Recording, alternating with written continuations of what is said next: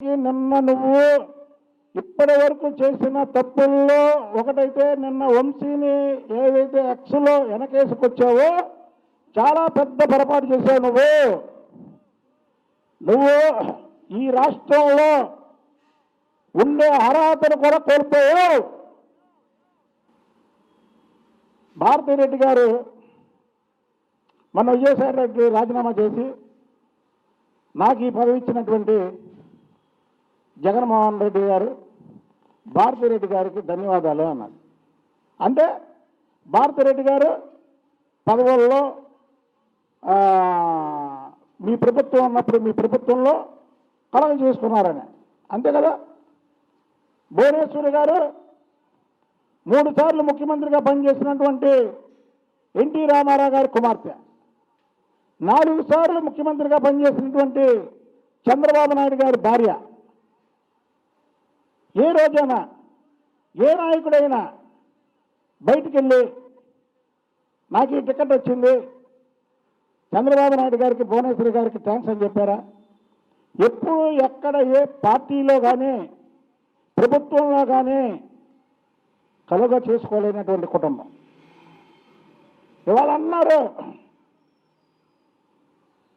కొంతమంది కాదు, నన్ను అంబటి రాంబాబు అన్నాడు, వీళ్ళిద్దరు కమ్మవాళ్ళు అయ్యండి కమ్మవాళ్ళని తిడితే ఊరుకోరు అని. ఇక్కడ కులాలనేది లేదు. నిజంగా భువనేశ్వరి గారు చంద్రబాబు నాయుడు గారు ఎప్పుడూ కులాలని వెనకేసుకురారు, వాళ్ళని ప్రజా కులం. అలాగైతే కమ్మవారు ఈ రాష్ట్రంలో ఎంతమంది ఉన్నారు? మరి వంశీని అరెస్ట్ చేస్తే రాష్ట్రంలో కాదు తెలుగు ప్రజలు అందరూ ఆనందపడ్డారు. ఎందుకు పడ్డారు అంబటి రాంబాబు చెప్పాయా? ఎందుకు పడ్డారు? అందరూ కమ్మలు కాదుగా. మీరు కులాలను అంటకట్టడం మానండి. ముందు మీరు కులాలని అంటకట్టడం మానండి. చంద్రబాబు నాయుడు గారు ఏ రోజైనా జగన్మోహన్ రెడ్డిని అని రెడ్ల గురించి మాట్లాడారా? చెప్పండి. వారు మా పార్టీలో ఎంతమంది రెడ్లు ఎమ్మెల్యేలుగా ఉన్నారు? ఎంతమంది రెడ్లు ఎంపీలుగా ఉన్నారు? ఎంతమంది రెడ్లు మినిస్టర్లుగా ఉన్నారు? మాకెప్పుడు ఈ తెలుగుదేశం పార్టీకి కానీ చంద్రబాబు నాయుడు గారు కానీ చంద్రబాబు నాయుడు గారి కుటుంబానికి కానీ కులాల అందించకండి. మాగుంట శ్రీనివాసరెడ్డి, ప్రభాకర్ రెడ్డి వీళ్ళందరూ జగన్మోహన్ రెడ్డికి నేను చీకొట్టి ఎన్నికల ముందు తెలుగుదేశం పార్టీలోకి వచ్చి ఇవాళ పార్లమెంట్ మెంబర్లు అవ్వలేదా? అంటే ఇక్కడ అన్ని కులాలకి సమన్వయం జరిగిద్ది. అంటే వాళ్ళు అంటే నువ్వు అనుకున్నావు అంబటి రాంబాబు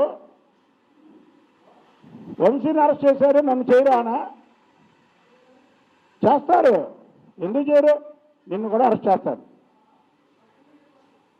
అంబటి రాంబాబుని కూడా అరెస్ట్ చేస్తారు. ఎందుకు చేయరు? నువ్వు చేసినటువంటి తప్పులను బయటకు తీస్తాం, నిన్ను కూడా అరెస్ట్ చేస్తాం. ఇక్కడ కులాలు అరెస్టుల్లో తప్పుల్లో కులాలను ఎంచకండి. కులాలను ఎంచుకొని ఏదో వాళ్ళు కమ్మాలి కాబట్టి భయపడకుండా ఏంటి భయింది? మీ ప్రతిపక్షంలోనే ఏదైతే గన్నవరం ఛాలెంజ్ చేశాడే వాళ్ళ తల్లిని మాట్లాడినటువంటి ఏదైతే ఈ వంశీ గారు ఉన్నాడో వాడిని అదే గన్నవరంలో రెడ్ బుక్లో నీ పేరుందని చెప్పాడు. అది దమ్ము. మీకు దమ్ముంటే ఆ రోజు లోకేష్ బాబునా అరెస్ట్ చేయొచ్చుగా. అతను ఏం తప్పు చేయలేదు, ఏం చేయలేదు కాబట్టి అరెస్ట్ చేయలేదు. నా తల్లిని అన్న వాళ్ళ కడ్రాయిల మీద నుంచే పెడతా అన్నాడు. ఇవన్నీ మా ప్రభుత్వంలో లేదే. మా ప్రభుత్వం వచ్చాక అసలు మాట్లాడాల. కాబట్టి ఇవాళ